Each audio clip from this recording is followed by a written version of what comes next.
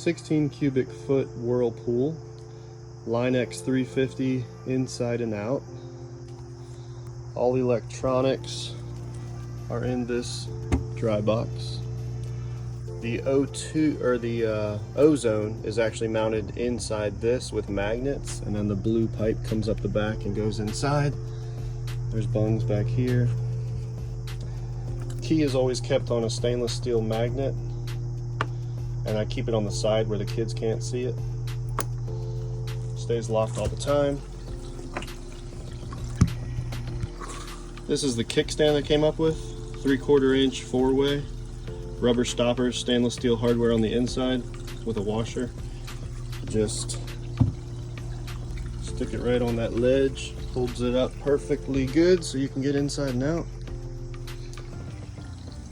Black hole skimmer into a union.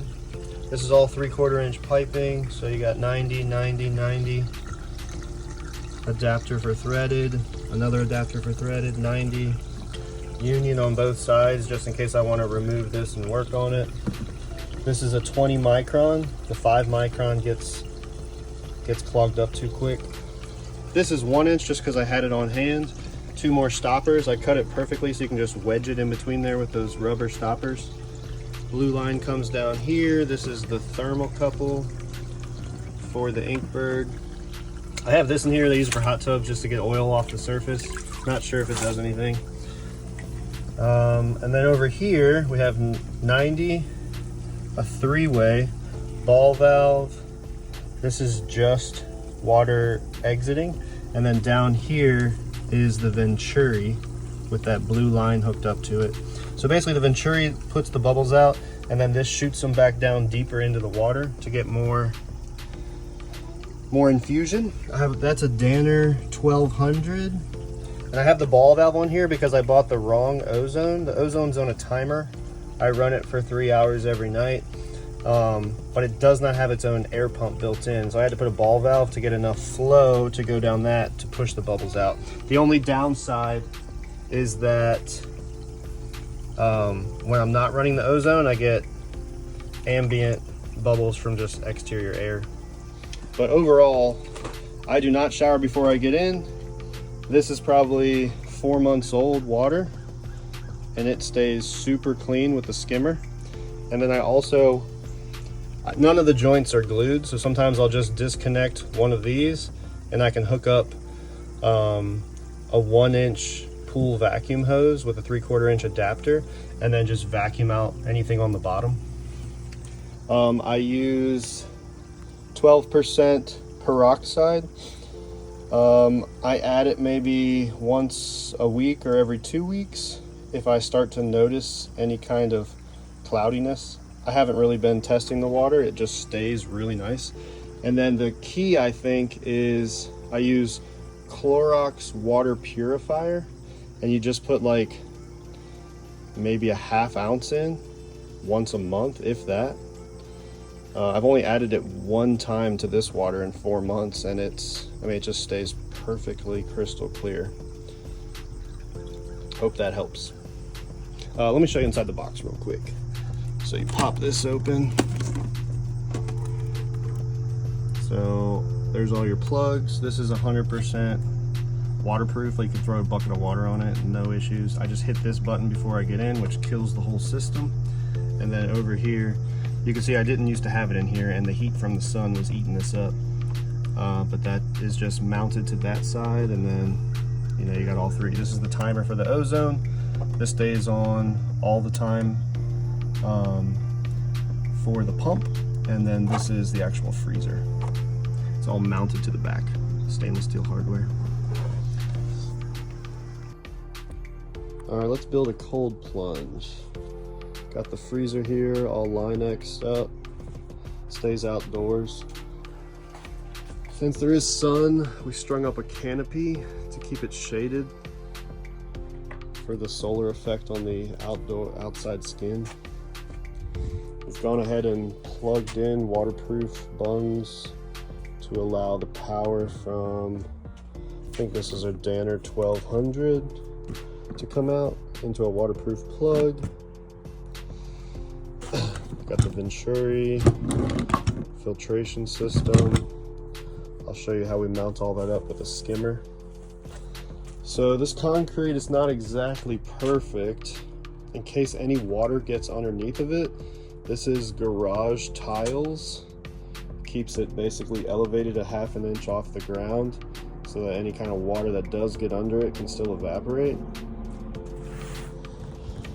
Over here we have the waterproof box. So this is a power strip that's all waterproof, can basically be submerged. Got some USBs here if you need it. This is just a cheap Amazon smart switch which hooks up to the ozone generator. This is the 103. I recommend the 203 because it actually has positive pressure. This one with the Venturi, it'll suck it and cause some suction pressure to pull the ozone through. I have this on 1 to 2 hour timer in the middle of the night. Over here, just mounted this with some Velcro command strips, one on each side. And then we're gonna run our temperature sensor. Make sure you buy the right one. It needs to be the one for the aquarium. It looks like that. If you get the metal one, it will work, but it won't work for long. That's the one I had before.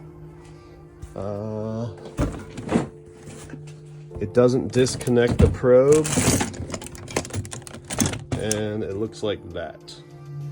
It will eventually get water in the sensor and mess it up. Also, keep this out of the sun. If you get any kind of heat on it, it doesn't mess the actual unit up, but you'll lose the pretty face. All right, so what I do is I have some rubber. This is like for kids to play on, and then this is like either garage or gym floor. I triple stack it and put it right underneath of the middle of the cold plunge to support the belly, just because there's a gap between the ground and the bottom of the plunge. It absorbs all that extra weight when you get the water and yourself in there. So this is the box closed up. It's just an Amazon special. Got more of those bulkhead waterproof fittings. Down here, so I also got these neodymium magnets. I just mounted them there. That I tuck up in there so it stays waterproof and put it on the front wall. And then same thing on the back of this box.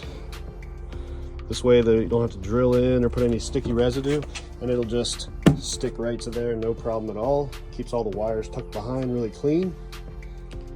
So installed, this is what it looks like. It's just magnetized there. No water can ever get to it. Sits back plenty far. And when you're bringing your rubber tubes and your electric wires through, just keep it away from anything that's hot. You could even put some like coil or something around it to protect it if you want. One question I get asked a lot is my kickstand. So I'll link to these. This is just a stainless steel bolt that goes all the way through, carriage bolt. And these are some nice rubber bumper stoppers that I found. Nice and flexible so that nothing gets hurt. Got stainless steel washers on each end. And then you tighten it up and it's like a perfect kickstand. I just leave it in the cold plunge all the time. What I do is I just wedge it right there. And now no matter what, it can't shut on you. Just leave it in there. Also, if you're gonna go to Linex and get them to coat it, make sure you ask them to acid etch it and use aluminum self-etching primer. This is actually the second go around. The first time I had it for about a year. All they did was sand the inside and spray it, and right along this seam it actually did separate once I took the water out in the freezing cold. But there was no oxidation behind it. I had no bubbles other than that. I mean, it lasted really, really good. So I'm gonna go ahead and start putting it together. Oh, another nice thing is I have young children, so I keep the key on the stainless steel neodymium magnet, and I do keep it locked all the time. I just stick it back here. Never have to really worry about it. So we got this all put back together. That goes in there. All right. As far as fishing these through, if you have one of those wire pullers, it's like a button you press and there's a claw on one end, that works really good. I didn't feel like going to the garage, so I just grabbed a pipe cleaner. I actually don't have a fitting on this one either, but just come right through the fitting or come out with before the fitting and then thread the fitting through after you get it in. And then I'll just go ahead and either tape or, you know, zip tie or something to fix this to there to pull it through. This is the zip tie method. Just put a little bend on it so it can find the hole. And I'm gonna take like some painter's tape. And I'm putting the Danner cord in right now. Obviously before you strip it, if you just keep it a clean cut, it's easier, but I'm reassembling and I'd rather not waste the 2 inches of wire.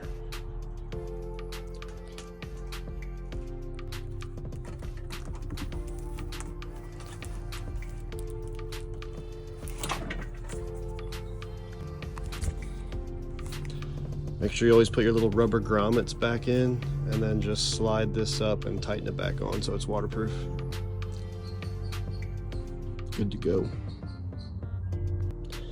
All right, if you set it all up correctly, you have a decent amount of slack that will beautify later with some zip ties. All of your connections are tight and watertight. This one, because I went from the wrong sensor to the waterproof sensor, the new sensor, I tried both ends, won't fit through it, and I don't have any more of the bigger ones, so I just stuck a stainless steel screw through it and doubled it up on that one. So you have ozone on a timer, Danner pump that stays on all the time, this is powering this, and then refrigerator comes in and turns on and off automatically based on temperature. Good to go. Just have to make sure you program this with the app and then close it up and lock it. Okay, I set my pump up like this. You got the Danner 1200, comes out, goes to the bottom just for more stability. I did put some kind of foam on the bottom. It just really grabs the Line-X nice. And then this is one of those, I think it's called a universal joint or something. It comes with this rubber stopper. I use this Skimmer, and it comes with this 3D printed little fitting. So I go ahead and once I get the cold plunge the height that I like, I cut all this. This is gonna sit in there. This goes on top of that, and then this screws right to it. And it's really nice because whenever I have to change the water, I just fill it right up to where this starts to float. And that's how I know it's set to the perfect height. I'll show you once it's working. All right, we got it all hooked up. So Danner goes down, get your water level right. Make sure this isn't touching the wall. This will float and catch all the surface debris. This comes up, you have a union on either side of the filter. The filter doesn't touch the ground, so you can easily change it. I have it mounted to a 1-inch piece of PVC, the same bumpers on each side. I just cut it to where it's perfectly wedged in there. Union over to a 90. I put a ball valve on it because this doesn't have positive pressure.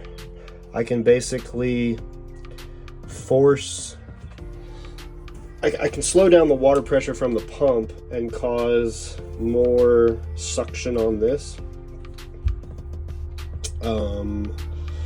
So the way it does is it comes out here and there's all these bubbles rushing up, and then this, the extra that's not going through there, it pushes the bubbles back down and mixes it really well. And then you'll see when it's running, all the bubbles will come to the surface and they'll just all gradually travel over here and go down to the filter. Just like a dishwasher, you want to put some loops in here. Even though it has a check valve, because you're dealing with condensation, super cold water, and hot moist air coming in, you will get water inside this. And then some pro tips, when you're trying to get these fittings on, go ahead and boil some water, dip it, put it in a coffee cup, because there's no way you're getting this on there unless you soften it up with some hot water. Another pro tip is when you're putting in all your fittings, make sure you don't forget to put these 2 pieces on. You won't believe how many times you run all your wires and you forgot to put your fittings on, so you end up doing them 2 and 3 times. That'll drive you crazy. So I'm going to put the rubber mats down, move this all back, run a waterproof extension cord thing out here, and that's also on a GFCI trip. Anytime I get in, I come over here, open this up, and I just hit the main switch. I don't unplug it since the plug is GFCI protected, but I do hit this switch, which turns off the entire system. I'm sure some people will say that that's not safe enough, but it's safe enough for me.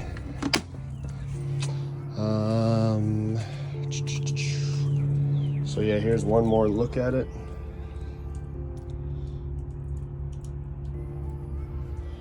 I think we're almost ready. One more pro tip: when you're filling it up, I buy one of those RV water filters.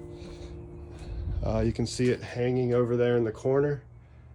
It's just like basically pre-filtering all the water. The thing next to it is for hot tubs. If you get any kind of oil residue, you know, if you're oily when you get in, that's supposed to soak it up. I don't know if it works or not. We use it in our spa. I think that's it. I'll do some more videos once we get it running. And so yeah, I basically just pull this out and I just stick it right here, since it's all stainless steel, and then I lock it up every time. Hope this was helpful for you. This is the step bit that I use to go through to do those and to do the backs of here. The back of here is a piece of steel, so less fun to drill. On this side, it's just plastic, super easy. That's super plastic, rips right through it. This is the GFCI that I run, and this goes inside the house or the garage, so it stays out of the weather. This is also super handy to have, just if you get out and notice anything, you can skim it out real quick. I like to cut the grass and I get in and I'm not always clean. Been sweating, got grass all over my legs, etc. But man, you just take this and just do a quick skim and then let the skimmer get the rest. It's impressive, and I don't really have to change my water, but maybe every 6 months. In the water, I use a little bit of high test peroxide and then some spa clarifier. Walmart sells it, made by Clorox. I mean, you only need 1 ounce and you're good to go. Keeps it super clear. I like to let it run for a minute or 2 to get all the warm water out of it, if it is. Cool the hose down a little bit from sitting in the sun. I usually start with 9 to 12 bags of ice when I fill it up, just to give it a good head start.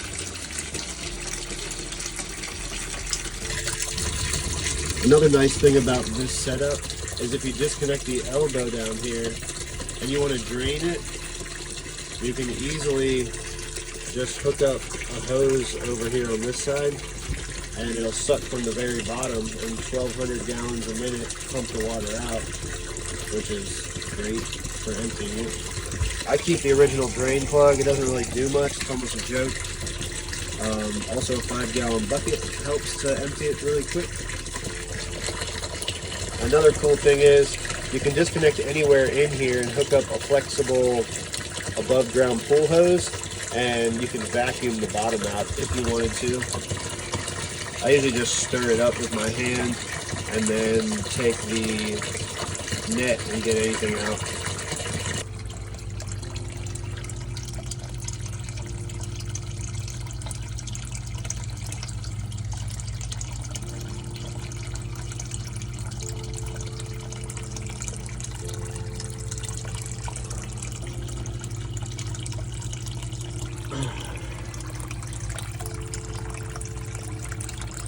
You can see how the Venturi now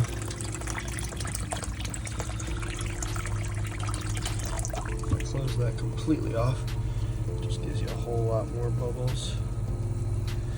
I keep it kind of cracked so that you get bubbles and you get surface tension breaking. And you can see the bubbles and any trash just goes right over to the skimmer and it sucks it right out.